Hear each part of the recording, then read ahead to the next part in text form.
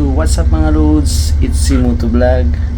Naalala niyo yung pinost ko dati na lumipad ako sa araw. Nakatulad nito, may mga idol kasi tayong mga nagtanong. Ngayon, tuturo ko sa inyo kung paano. So dahil hinahinan lang sa paglipad baka masunog din kayo. Joke lang. So tara, tuturo ko sa inyo. Let's go. Siyempre guys, unang-una kumuha muna tayo ng video na kung acting na tatalon. Huwag lang kayong magpakita sa mga tao, baka sabihin na babaliw na kayo. Pangalawa, kukuha din kayo ng video na walang tao. Siguraduhin nyo na steady lang yung camera nyo para maganda yung kuha mamaya. So guys, punta ulit tayo sa CapCut, new project, tapos yung na video kanina i-add nyo, add, and then hanapin nyo yung kasi i-split natin hanapin nyo yung walang tao na binidyo nyo, click and split. Tapos hindi naman natin kailangan na to, so puputulin natin hanggang dun sa may pagtalon nya guys. Yan, click nyo yung video, then split. Tapos di na natin kailangan to, so i-delete na lang natin, delete.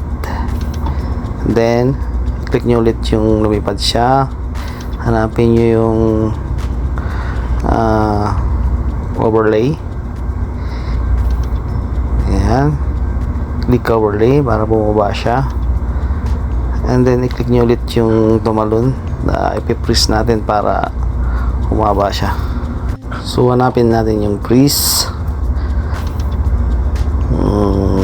bandang dulo yan so click press, ayan, para kasi yan yung ayano natin guys, tatanggalin natin yung background, yung sa dulo tanggalin natin, hindi natin kailangan yan. So hanapin yung remove background, auto remove, then check. Ayan, tanggal na yung background niya guys. So gagawin natin to, click ulit natin itong pinrest natin na video. Diyan tayo mag-arrange para siya ay lumipad. Hanapin nyo lang yung pagtalon, yan guys. Tapos hanapin nyo yung sa bandang taas sa kanan, yung plus na diamond, i-press nyo lang yan guys, para pag may adjust natin, may angat natin yung lipad nya. Pag press nyo yan, magre-red siya. So pag press na nag-red siya, i-adjust nyo yan guys. So kayo nang bahala kung gaano kataas yung gusto nyo. So i-move lang natin yung white line na yan pakanan, and then i-zoom out nyo rin yung paglipad nya. Pwede rin gamitin yung dalawang daliri nyo para lumiit siya. Automatic din siyang magre-red guys, and then i-move nyo ulit yung white, tapos i-move nyo ulit yung paglipad, automatic read ulit siya, mag-save na rin siya. Ganun lang ang procedure guys, paulit-ulit hanggang sa makarating nyo yung araw doon. So kung gusto nyo palikin siya, siyempre narating niya na, naka-zoom out na, i-turn clockwise nyo lang yung picture, ganyan. So kung gusto nyo pabalikin, ganun ulit ang yung procedure.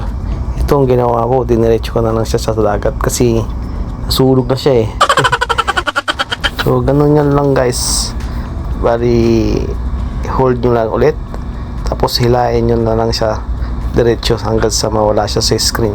Sana nasundan nyo guys. Kung di man nyo nasundan, pwede namang i-save to or mag-comment kayo para masagot ko kung ano yung tanong nyo. Ganun lang, hinila na sa palabas. So try natin. Ayan, wala pa sa timing, pwede nyo i-timing yung guys. Ayun, kalimutang tanggalin yung yung watermark, saka ilagay sa 9 to 16 kung i-save nyo na o i-export nyo na. So guys, hanggang dito na lang ulit. Sana may matutunan kayo. Thank you for watching. Bye bye.